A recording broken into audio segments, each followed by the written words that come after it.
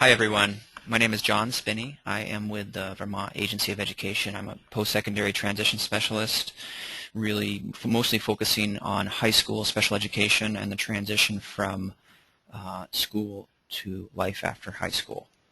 And I'm going to let Debbie Price introduce herself. Good morning. My name is Debi Price, and I'm an education project manager. I work out of the Deputy Secretary's office at the Agency of Education, and I am going to be speaking about one of my projects, which is Act 77, the Flexible Pathways Initiative. Let's start us off just by talking about what exactly is Act 77, and it is a Act 77 went into effect on July 1st of 2013, and it actually had been in the making, though, for several years. I don't know if any of you have ever heard of the High Schools on the Move initiative or Opportunities to Learn, but Flexible Pathways Initiative Act 77 actually started back in the late 90s, and so we were thrilled when it finally made it through the legislative session. Act 77 has several components to it, one of which is the expansion of our existing statewide dual enrollment program, which means that eligible juniors and seniors can take up to two college courses by applying for vouchers. The expansion of the early college program, some of you may be familiar with VAST, which is an early college program out of VTC. We currently have 5 state colleges that are going to be participating in the early college program and are currently accepting their first round of students for fall 2014. Also increased access to work-based learning, and John's going to be speaking more about that. Virtual and blended learning opportunities, which involves access through the internet for students, and an increase in students' access to career and technical education. One of the most important components, I believe, of Act 77 is the implementation of personalized learning plans. And this was established in order to really look at how it is that we can personalize learning opportunities for students. Personalized learning plans are going to be in effect for students in grades 7 through 12. The PLP process is what's really important. The personalized learning plans is actually the document, the tool where it is that teachers and family are going to be recording what it is that a student is doing in order to meet their requirements for graduation. The personalized learning plans is really based on Act 77, where it was stated that it's really important that we're looking at how it is that we can increase the aspirations of our high school students and encourage their post-secondary training and education. And the personalized learning plans will be used for establishing students' strengths, their personal goals, the goals that they have for themselves in school and outside of school, and how it is that they're going to meet those goals. We are most familiar with the traditional way of doing it, which is sitting in class, but through the Flexible Pathways Initiative, you're really looking at all of these different opportunities as a way that students can access knowledge and skills and then be able to graduate. I'm going to talk a little bit about the personalized learning plans. There was a group of 24 stakeholders, which included principals, superintendents, classroom teachers, special educators, school counselors, and students, and they met from September until December of 2013, and what they were working on were resources and tools that would be useful to schools in implementing PLPs. I'm going to share with you a few of those pieces that are on the agency's website. One of those tools that was developed was a conceptual framework of what is a personalized learning plan process, how it is that you go about finding out what it is that a student would like to do, what are their interests, what are their learning styles, what are their strengths, and what are their challenges. Using that information, you then identify some goals based on that. When you've talked about what it is that a student would like to do, both their personal goals and their school goals, then you establish those. How is it that you're going to show that you've been able to reach those goals? Personalized learning plan is looking at a phase-in process since November 30th of 2015, and that's for students in grades 7 and 9. And for students that will be participating in dual enrollment programs, so that would be students in grades 11 and 12. It rolls over into 2016, at which time we'd bring in another group of 7th and 9th graders to make sure that they have PLPs, and 11th and 12th graders that would be participating in either dual enrollment or seniors that would be participating in the early college program. Each year, the PLP is going to be reviewed by that date in November. However, it makes perfect sense that whenever a student is making some changes or possibly having some challenges with their current plan, that a review and revision would be done. The PLP work group took the information from Act 77, looking specifically at the components that the Act wanted to get at, and developed this framework, sample template regarding a PLP. So one of the things that that the work group was really concerned with was if students are going to be moving between schools, they wanted to make sure that schools weren't going to be looking at different PLPs, that families and students, if they were in a transition to another school, weren't going to have to recreate each time. So there are necessary critical components at a minimum that have to be in each student's PLP. That's their basic student information, the student profile, which includes the skills, their strengths, their abilities, what they're interested in, what's important to them, their individual student goals, the school goals, or the learning expectations that the school has for the student, transition plan, and an opportunity for students to be able to reflect on that work. And these are the minimum components that need to be in a PLP.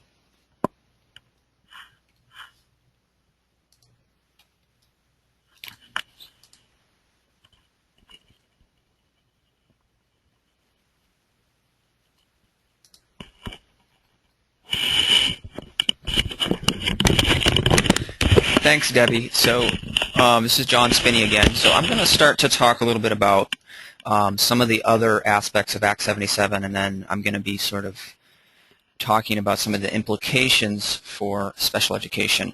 But just to come back a little bit for, with the personalized learning plans.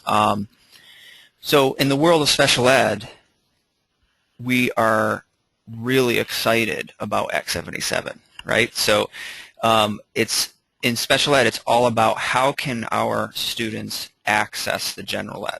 So if what they're doing in general ed is getting better and more individualized, that only improves special ed. So we are really excited about the personalized learning plans because it's further individualizing for all kids, and then special ed kind of comes in and we can build off of that. So now that the general ed side of things is already tuning deeper into what are these students' interests and aptitudes, and what do they want to do when they leave high school, that is all going to benefit special ed, in particular the transition plan within the IEP. So we're really excited, and there are a lot of little implications, and since this is so new, there are a lot of implications that we're not sure what exactly they're going to look like yet. So we are going to be staying on top of trying to be aware of those and working with teachers, special educators, and families around that process. So today's webinar is really going to serve to talk about the implications that we are, aware of. So as far as the personalized learning plans, some schools will be moving towards proficiency-based graduation, and we're going to talk a little bit more about that later. But the IEP team is going to be working with the team that develops the PLP, so that it's really in the best interests of the student moving forward. But let's talk about some other aspects of Act 77. So dual enrollment. Dual enrollment is part of Act 77, and it's basically for juniors and seniors. They can get a voucher to take a course in a participating post-secondary institution. These are non-remedial courses, and when it's successfully completed, the student gets secondary credit towards high school graduation, and then they can get post-secondary credit from the institution that is offering the course. So there's definitely a lot of implications for special ed here. And so what happens if a student's on IEP? Do they get IEP support services when they're at college? No, they don't. So we are going to talk about that. And I have a flow chart that we're going to go through, because it is kind of there's a lot of information here. So so the upshot of this is that, let's say you have a student who is on an IEP, okay, and now keep in mind the dual enrollment program is, since we're not talking, it's non-remedial courses, so it's not going to be appropriate for all kids who are on IEPs. It's going to depend on each individual student and what level they're at. Okay, so I'm just going to take a look at the questions. Yes, the Vermont Dual Enrollment Program is free. It's part of that student's high school program. Sorry. All right. The easiest way to think about this is, let's just think about just college in general for a minute. So when a student graduates high school and they go on, if they go on to college, special ed ends when they graduate high school, okay? And when they're on that college campus, after they leave high school, whatever services that the college offers any student is what the student would have access to, okay? And that is ultimately the same thing if the kid is still enrolled in high school and accessing that course at a college. So in a way, it's really a great transition activity as well, because it's going to expose this student to what it's going to be like after they leave high school. Because if they do have some specialized supports within their IEP, which they likely do, and they take this college course, they are not going to have access to that specialized service that the high school is providing under special ed. They are going to have access to what the college offers for any student. And colleges have a lot more services and accommodations around what they offer now than they did, let's say, 15, 20 years ago. So colleges are much more up to speed with this. I did create a list of each college student support office and the contact person. But let's just walk through the flow chart real quick. So the post-secondary institution is going to need to have prerequisites and academic requirements that can be used for the school to know if this student is going to be a good fit. And the college should also have a description of what accommodations and services are offered by the Student Support Office. And all of the colleges have that information on their website. The sending school IEP team members review what these course requirements are and determine if it's a good fit. The IEP team would meet before the student applies to the course to determine if it's, like I said, if it's a good learning opportunity, and then you move forward from there. Dual enrollment approval comes from the school principal or a designee. So if accepted into dual enrollment, the student is issued the voucher number that they then apply for the course that they were approved for. So I'm not going to read through this entire flow chart, but the basic upshot is that there's no special education when they're on the college campus, okay? And so that can be a hard thing to get your head around because this student is still in high school and eligible for special ed. But I would encourage teams to think of this, if the student does meet the eligibility to take a course and they're on an IEP, think of this as a really good transition activity because they are going to get exposed to what services they would be eligible for when they go on to college, okay? And not only that, they can learn to. It's a great opportunity to focus on student self-advocacy, so that they're learning to ask for what they need, and it's just a great opportunity. So let's take a look at a question here. Do students have to disclose their disability to access these services? No, they do not. Okay, just like with career and technical education. It would be discriminatory if a college asked for that and based their decision on that. The only way a college or even a career and technical center for that matter, because their admissions policies are similar, is whether or not that student meets the academic prerequisites, and in some cases a technical requirement in the case of career and technical education. So no, the student does not have to self-disclose. I recommend that teams, so if a student is accepted based on their academic prerequisites, I do recommend that the student advocates for themselves in whatever manner they're comfortable with. Some students do not want anyone to know they have a disability, and that's fine. But they need to be able to advocate for what they need. And that is a really good skill to start working on. So let's come back to our PowerPoint. And just going to get back into the slideshow here. And okay, so we've talked about the dual enrollment program. Now the Vermont Early College program has been expanded with funds being made available to students beginning in the 2014 to 2015 academic year.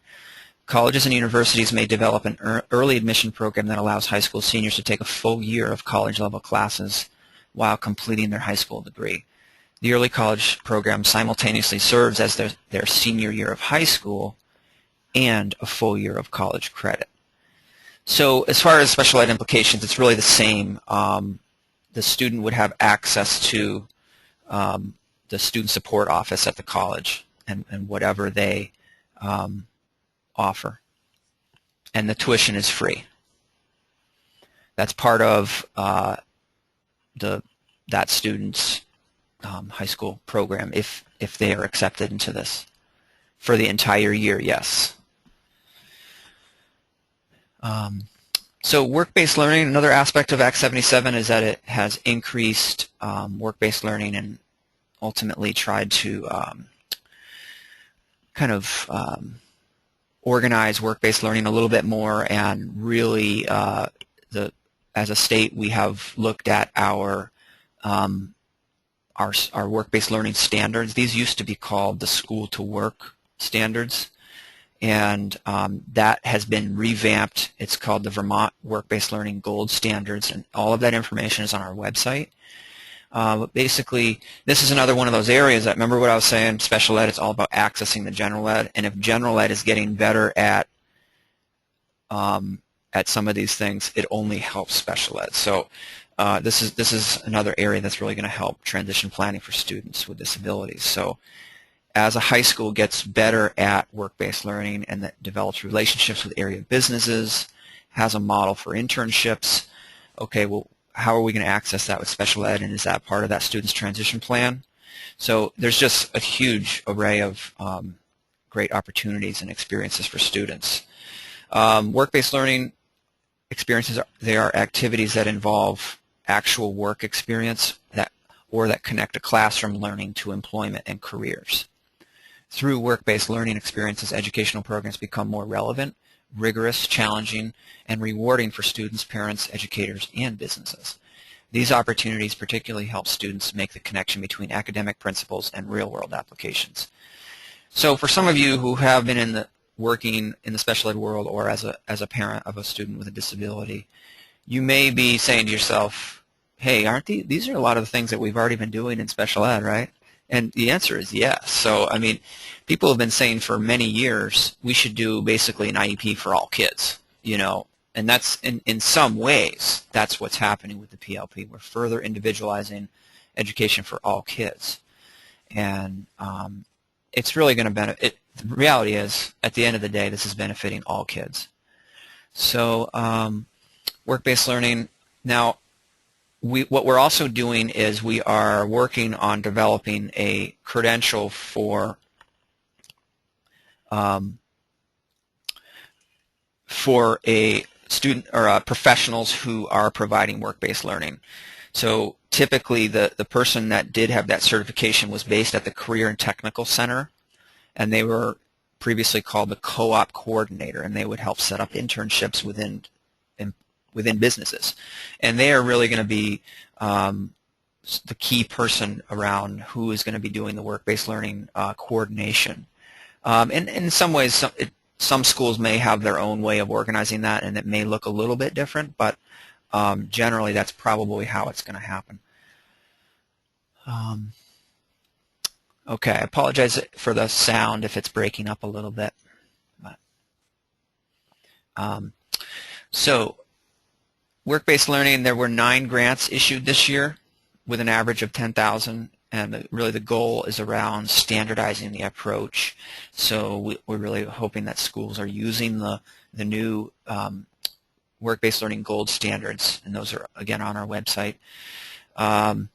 Work-based learning coordinator is an individual who plans, implements, teaches, and coordinates instruction and related supervised experiential learning in business, industry, professional, and community settings. So implication for special ed. So now, if there's someone based at that school or that technical center that is now really an expert in connecting work-based learning to the curriculum and life after high school and planning, and that's an amazing resource. And the goal is that we increase that collaboration between the WBL coordinators and special educators. And we also want to help special educators access any of the professional development that will help them benefit. It will help them in their planning for students and work-based internships, particularly special educators who write transition plans in the IEP where they have a work experience. In the special ed world, we have been doing work-based learning for quite a long time. Like, we have projects like Project Search. We have College Steps and Think College, which are post-secondary education options, but all that have a goal with around employment and have work-based learning embedded within them. And we also have the transition plan in the IEP where we focus on preparation for life after high school, whether it's education and training or employment. So proficiency-based graduation is another aspect of, a little bit indirect, of Act 77, but for a lot of the schools, as they create their personalized learning plans and their process, they're going to be moving towards proficiency-based graduation because of our Vermont education quality standards. This is a big one for special ed because in the special ed world, in the special ed world, for our students who have a disability that limits them in a way that they cannot earn the typical graduation requirements similar to their non-disabled peers, if they're not able to do that, in Vermont we've had something called the multi-year plan, or it's sometimes called the alternative credit accrual plan. And that is how we do one diploma for all kids in Vermont. Some states do an IEP diploma. or some sort of modified diploma, and we don't ever want to be a state like that. We want to continue to have one diploma for all kids. So as we make a shift away from Carnegie units, those are the credits, and that's really how we did this alternative credit accrual plan in Vermont. And by the way, that's all still happening. This is going to be a transition to the proficiency-based. But the multi-year plan, it would take, let's say, a student based on their disability, they're not going to be able to earn the Algebra 1 credit, let's say. So instead of taking the Algebra 1 course, they might have a functional life skills math course. So it's a parallel credit. They would receive that graduation credit for Algebra 1. So some of the students who've had this alternative credit accrual plan, what's that going to look like when we switch to proficiency-based graduation?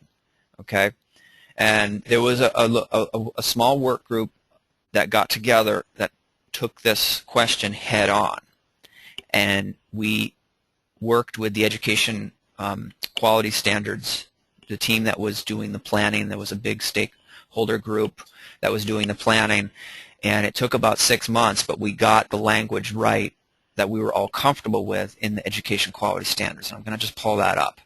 And I apologize because I don't think I got it totally queued up right away.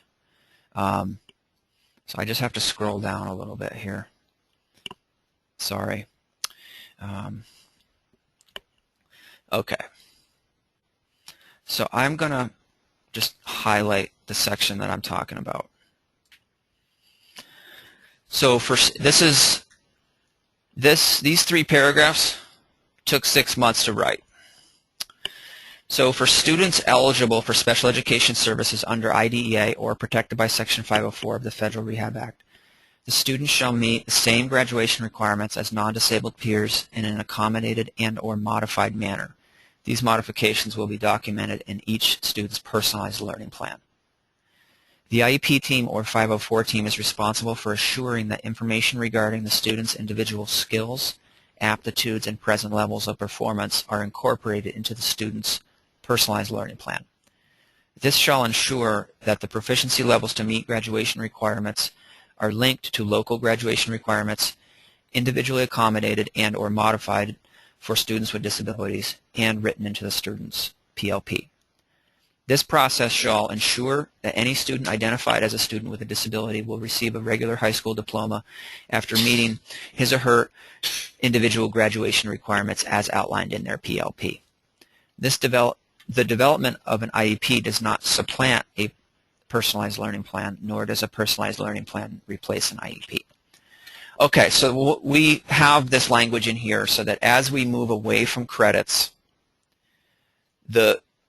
we will still be making sure all our kids are going to be okay in terms of their graduation requirements. So we're sort of, remember the PLP is really on the general ed side, and the PLP is going to articulate what are the graduation requirements ultimately, okay? And the IEP team is going to be able to inform that process based on their individual student. So we have the protections in here for those students.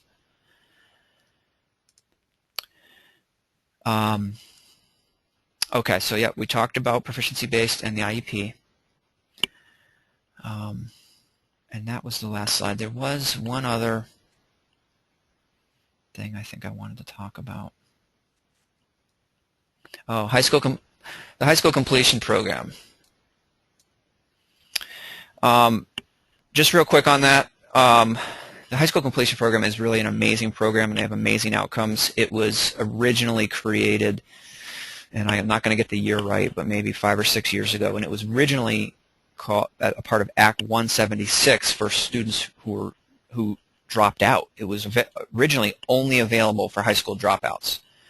And then a year or two after that, when everybody realized how good the outcomes were for this program, it was modified so that any student can access it. You don't have to be a high school dropout. If you are a dropout, you can still access it. If you're still in school, and even if you're on an IEP, you can access it. it is one of the original flexible pathways. In some ways, it is a personalized learning plan. And it also, in some ways, is an alternative credit accrual plan. It's a way for a student to receive all of their high school credits in a customized plan that's different than what they would typically get at the high school. It works really well historically for students who just do not want to be at high school. Maybe there was an incident, or there's some bad relationships there and they won't go back to high school, or maybe due to a disability they have, they will not set foot in that building. Though often some of those students are ones who really do well at high school completion because it is so customized. You can have internships, you can have college courses, you can have high school courses. There is an eligibility requirement for that as well, that to get into the program. So it's not any student isn't necessarily going to be able to access it. They have to be roughly at an 8th grade level with writing and math. However, it's just something to keep in mind. It is a great program. I just wanted to mention that. So if you have questions about Act 77, any of the general ed questions, Debbie Price is the go-to for that. Any of the special ed related questions, you can send those to me. And again, as we get further along in the process of Act 77 and all the different programs that are rolling out and continuing to be unpacked, we're going to start to see some more implications around special ed. And we are developing a work group, a small special ed work group, to work on the PLP and the IEP intersection, because there are some implications that we're still working through and getting our heads around. So we appreciate you listening to our webinar, and I'm going to just take a look and see if there's any more questions. I think we have all the questions. And do you have anything else, Debbie? Do you want to say anything? One of the things that I'd like to mention is that if you go to the Vermont Agency of Education website, we actually have been doing almost monthly what's referred to as flexible pathways bulletins. They started out early as being called dual enrollment bulletins. It really talks about the components related to Act 77, and in each of those issues, there's always a page that has the frequently asked questions. So if you're looking for more information, that might be a great resource for you, because it has been talking about both the dual enrollment program and the early college program, and also the work of the personalized learning plan group.